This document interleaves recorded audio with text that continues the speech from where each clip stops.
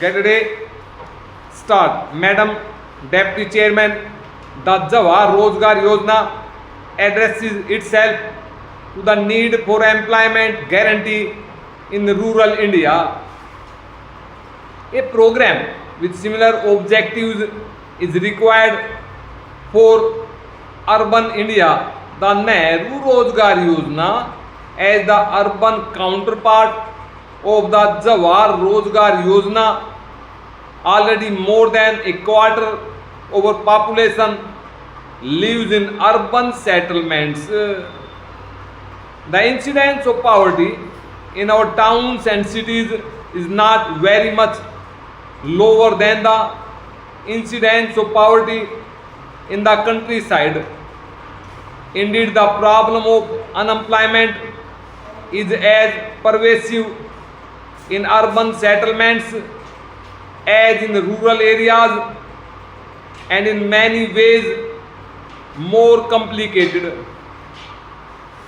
The complications arise on account of a number of factors. We have to strike a balance between providing wage employment in urban settlements and prevailing a flood of unskilled labor from rural to urban areas.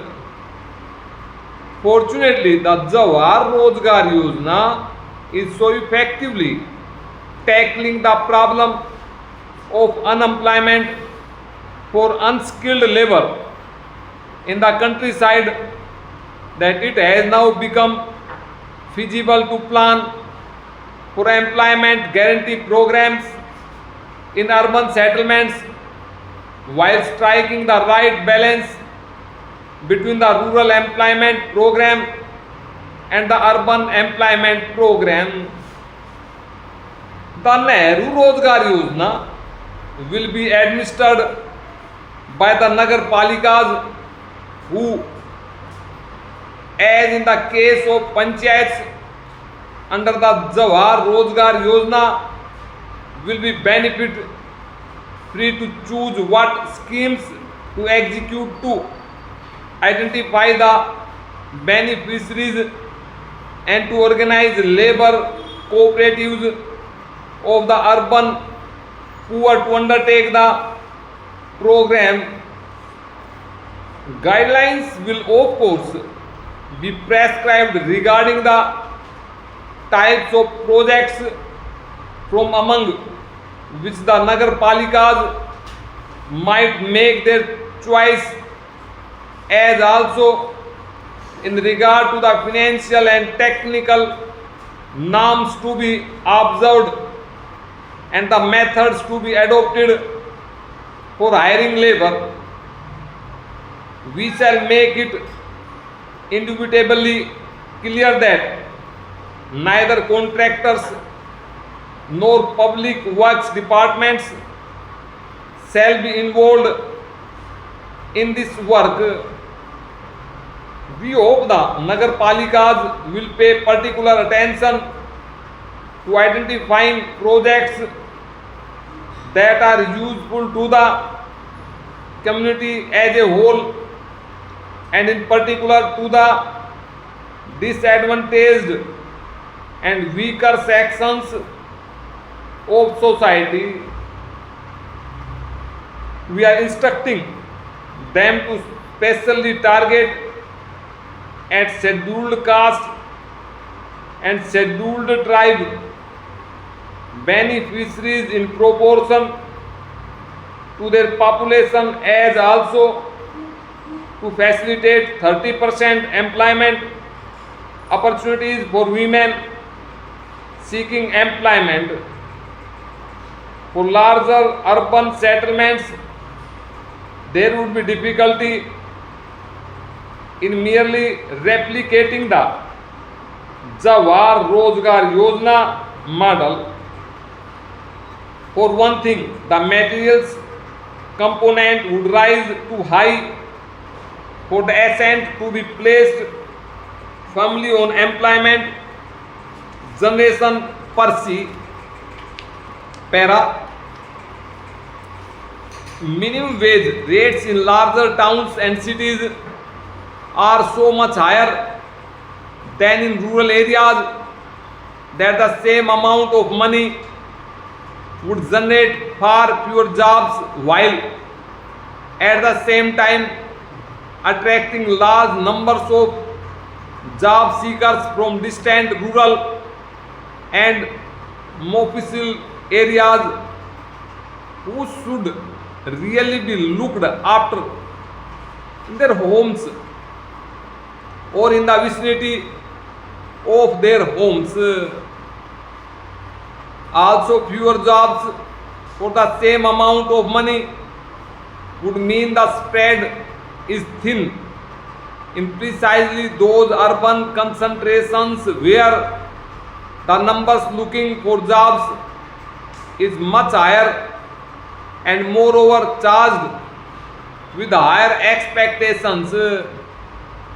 We therefore decided that the second component of the Nehru Rozgar Yojana should comprise a scheme of generating the required employment through a special thrust to housing and shelter upgradation in all towns and cities with a population in excess of 1 lakh. We are, however, excluding from this scheme the 4 super metropolitan cities of Mumbai, Kolkata, Delhi and Chennai, not because these super metros do not need housing related employment, but because there are already in operation in these cities similar programs with investment running to hundreds of crores of rupees, including funding by the World Bank and other external sources. Thus, the Nehru Rozgar Yojana component for urban employment through housing and shelter upgradation might be seen as the extension of the concept of employment through house building and shelter upgradation to the hitherto somewhat neglected smaller metropolitan and non-metropolitan cities and towns of our country. Under this component, we have focused on the most labor-intensive activity available in urban areas, namely the construction and upgradation of dwelling units and housing. Besides, the shortage of housing in these areas is so acute that the fruits of intensified construction activity will directly reach those most in need of it, that is the urban poor. Besides, housing requires so many different skilled trades such as plumbers and carpenters and so many micro manufacturing units such as for bricks, tiles and furniture, as also services such as transport and wayside dhabas and tea shops, that the employment generated is not only direct employment in construction but also secondary and tertiary employment closely associated with construction activity. Also, some of the house building and much of the shelter upgradation will be undertaken by family labor. The family is given the opportunity of doing so by being given access to institutional finance. There are two segments to this component of the Nehru Rozgar Yojana. We envisage the first segment as a joint enterprise of the union government, the state governments, the Nagar Palikas and HUDCO. The bulk of the work will involve identified families being assisted in shelter upgradation.